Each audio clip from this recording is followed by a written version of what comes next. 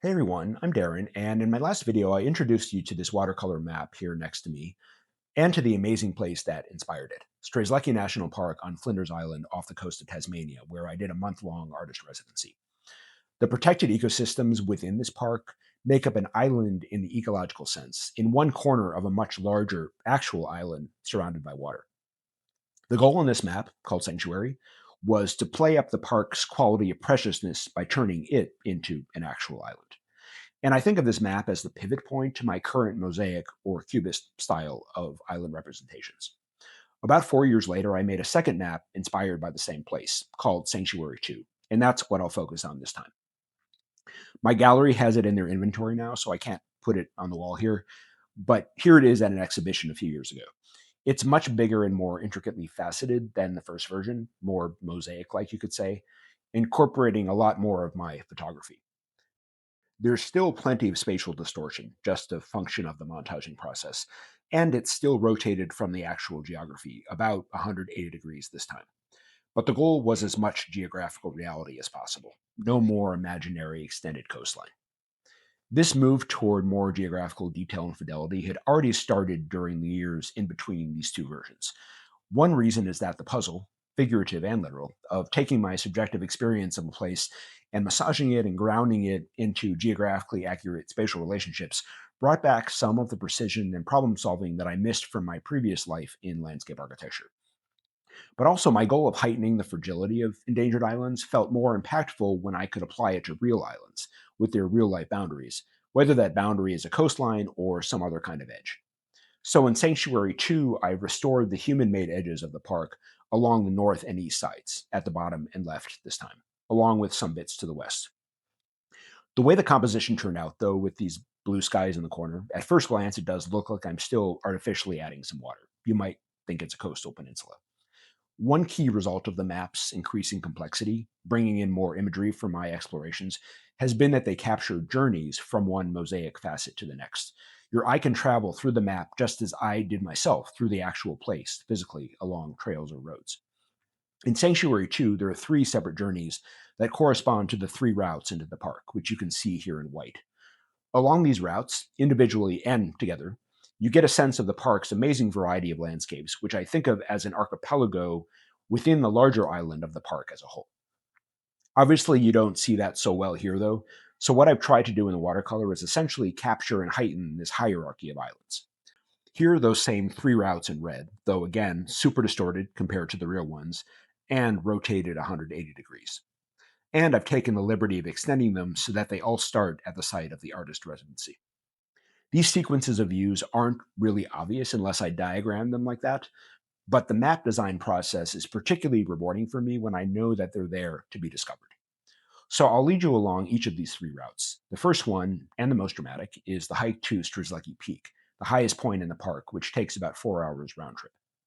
You start out in a dry forest, mostly eucalyptus, but that includes crossing this lush, ferny rainforest ravine. As you climb higher, it gets more rugged and the views start to open up. Here you can see the coastal portion of the park in the distance. And the vegetation becomes patchier. It's rainforest like again in some spots. Here, thanks to clouds rather than groundwater. And in some other places, it's more exposed and windswept. Reaching the peak, it becomes a mix of shrubs and bare rock, of course, with wide open views toward the ocean. So here I've animated the hike on the map, passing from one view to the next, both aerial and ground level views. And some of these views are from the photos that you've just seen.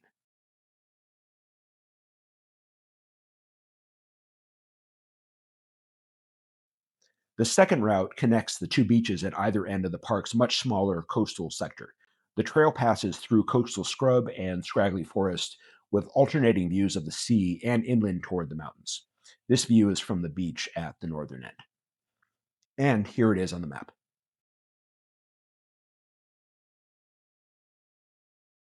The third route runs along the south coast of the park, or technically of the natural area that's largely included within the park. You're actually passing in and out of the park boundary, but from the landscape, you can't really tell that. It's a combined gravel road and four-wheel drive track, most of it a bit inland, passing through dry forest and some scrubbier areas with these cool stands of grass trees. And along the way are some picturesque beaches with a lot of these boulders streaked with orange algae. and again, the animated version.